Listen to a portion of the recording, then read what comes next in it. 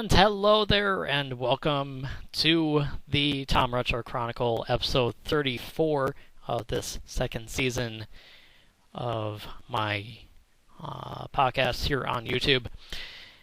And I am taping this on a very bright and sunny Friday evening here in Fargo, North Dakota.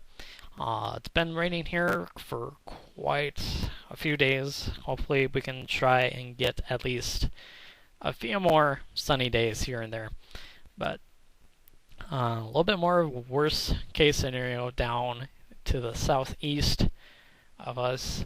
A lot of flooding going on right now in that part of the country, and certainly probably around other areas of the nation as well. So hopefully those people are staying safe as well. And if you're listening to this, hopefully you can try and enjoy some of my podcasts.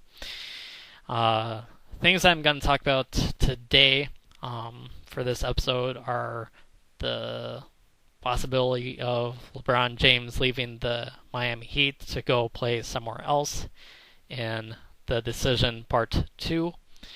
Of course, everyone knows that the first decision was back in 2010 when LeBron James left the Cavaliers to join up with the Miami Heat. Next, I'm going to talk about the Boston Celtics draft possibilities and who could possibly land there, and my picks, my hopes, my dreams of who will come play for the Celtics next season. And then some World Cup scores to talk about today, because why not? Because it's the World Cup.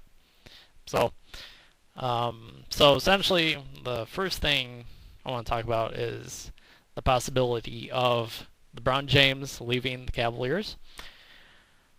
The Heat. The Heat.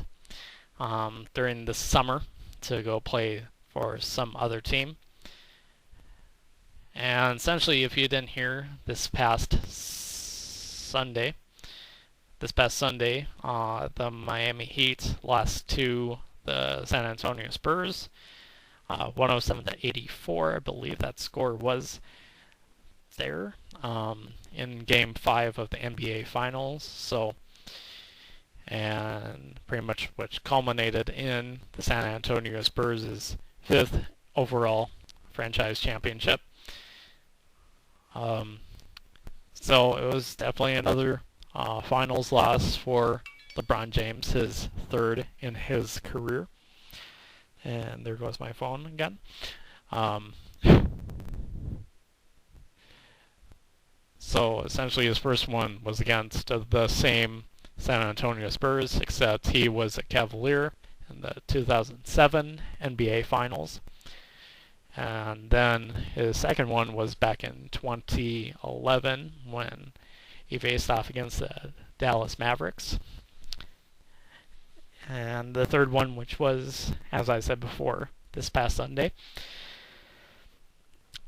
So that pretty much brings up the possibility of whether if LeBron James will leave the Cavaliers and join up with some other team. And there is a very strong possibility that he could leave the Miami Heat. And essentially, I have basically some pros and cons for LeBron leaving the Miami Heat. Certainly the pros are he can go to a better team with younger players that could possibly give LeBron more championships. LeBron has already 2 championships to his already illustrious resume, and they could possibly, the Heat could possibly add more players to that, but it's essentially LeBron's decision. And certainly this past Miami team is certainly, one could say, the worst basketball team that LeBron has played since he went to his first finals in 2007 as a Cavalier. Certainly you could make the argument that the that this Miami team was worse than the 2007 uh, Cleveland Cavaliers team that went to the finals that year. And certainly another pro is you could possibly go back to Cleveland, where the legend, um, the star, once played at his home state in Ohio. You could possibly go back there and play for the Cavaliers. Or he could basically play for any other team that could possibly give him that would make sense to him. Certainly some teams that I could think of, possibly the Lakers, could go make a run for LeBron. I think possibly the Cavaliers could make a run for him as well. And for some reason, the Knicks always seem like a possibility to me. I don't understand why, but that could be a possibility as well for LeBron. And certainly, the Houston Rockets have made quite a push for LeBron as well. So certainly, those are some of the other pros that he could possibly go for. Now, some of the cons that LeBron has for leaving, that he should stay in Miami, is that, I mean, when you really think hard about it, Miami is certainly one of the more nicer cities to live in. I mean, you're pretty much close to the beach anyway, with gorgeous women. You possibly live in a mansion, make quite a bit of money, because pretty much Florida is essentially a tax haven, if I remember right. I could be wrong about that. So why should LeBron leave? I mean, he has all those things. He still has a pretty good team behind him in Dwayne Wade, even though he is aging quite a bit. Ray Allen is pretty much on his last legs. And you have Pat Riley, certainly the great legendary head coach of the Lakers during the 80s, who was pretty much known for bringing high quality talent to a team. He once coached Magic, James Worthy, Kareem. So certainly a lot of big names have surrounded Pat Riley in the past good 20 to 30 years in the NBA. So certainly Pat Riley alone could be a big reason why LeBron shouldn't leave Miami. And also the possibility of Carmelo. Carmelo is possibly a possibility for the Heat to join up with the Miami Heat as well. So, and basically back to my reasoning that should LeBron leave, my biggest reason is I personally think he will. I think he will in the long run, because for some reason LeBron has this selfish ability to pretty much go whenever he wants to, and if you're a good team, hey, I want to play for you. If you're built for a championship already, let's just go. I like to go play for you anyway. So, and if you're a bad team and you don't really have a future in possibly making a championship run, I'm not really going to make a possibility for you, So that's really part of my big reasoning why he's going to leave, because he has this history of leaving teams that that could possibly be on the cusp of winning a championship, but lack the certain players that need to do it. So essentially, I think he's going to leave. But it's also pretty much really a big LeBron thing. I mean, it's pretty much a LeBron decision. So, do I think he's going to go on to ESPN, speak to Jim Gray, go to some gymnasium stating which team he's going to go for? Do I think he's going to go to the Cavaliers? It's a possibility. I think he could possibly go back to the Cavaliers this next season. So, I think so. So that's all I have to say about that. And taking a look at the Boston Celtics 2014 draft possibilities. And pretty much the Celtics have only 2 picks in this upcoming draft, which starts on Thursday night on ESPN. And essentially the picks that we have are the 6th overall pick and the 17th overall pick. And pretty much both of those are in the first round, as I mentioned before. And pretty much looking at CBSSports.com, Gary Parrish is saying Julius Randle will go to the Celtics. Zach Harper is saying that Aaron Gordon from Arizona will be going to the Celtics, and Matt Moore, surprisingly, has Joel Embiid,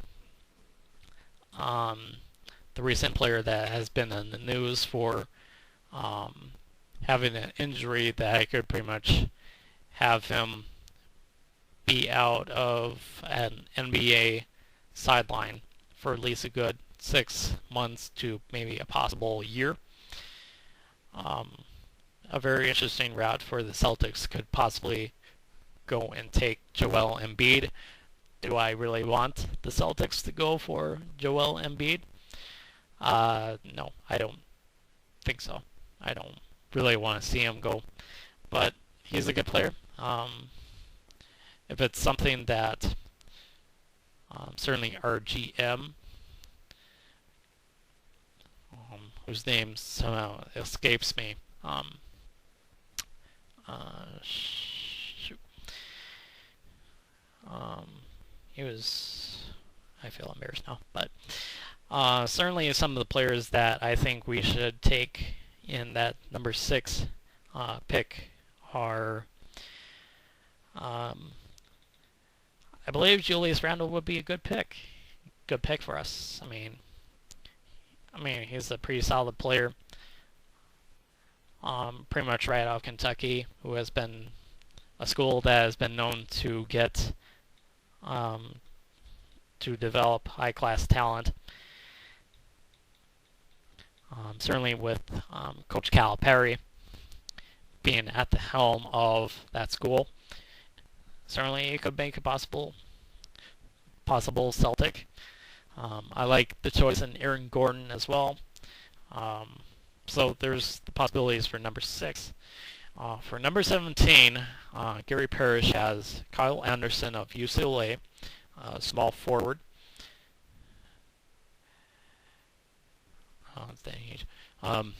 Kyle Anderson of UCLA going to the Celtics at number 17.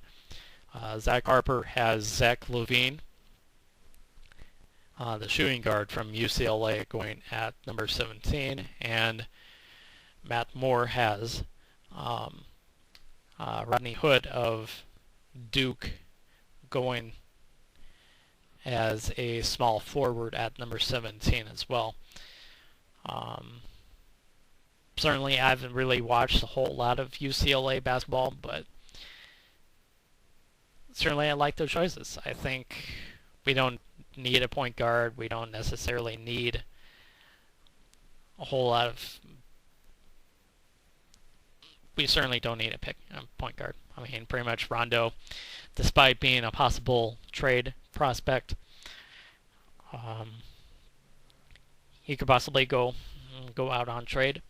And then there's the whole Kevin Love thing that could possibly be up on the table for the Boston Celtics. Certainly,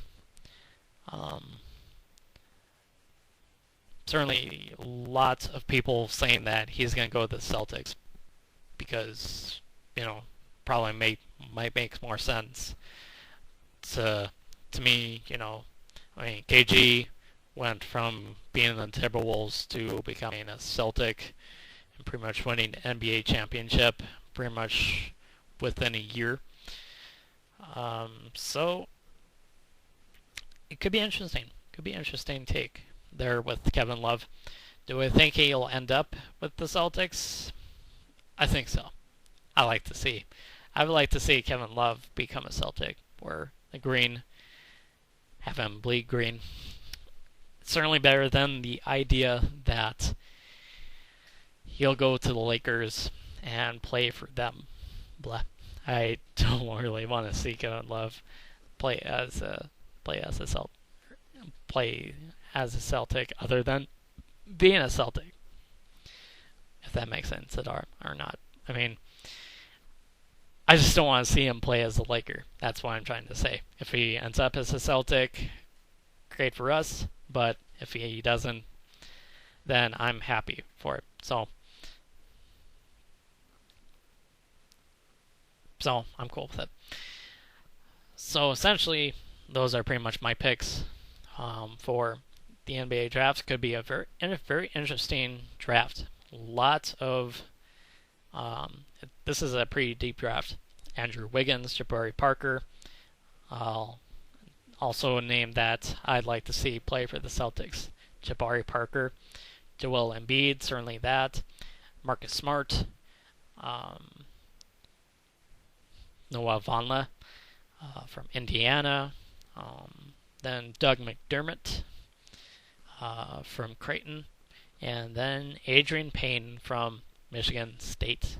And I'll also mention Nick Stauskas from Michigan as well. So very, very interesting deep draft. And by the way, that was Danny Ainge. My bad. So, yeah. So that was my most embarrassing story of the day for me. Not even be able to remember our GM's name.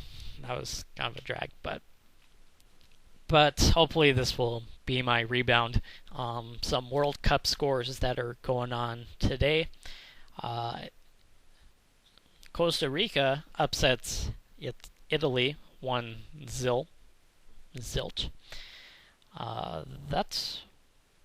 That goal was from the 44th minute, and that was scored by Brian Ruiz of Costa Rica, and that was in the first half.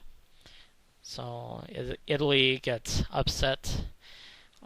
Certainly this World Cup has been certainly one of the more bigger upset World Cup of the last 4 years or so, because last year was pretty interesting.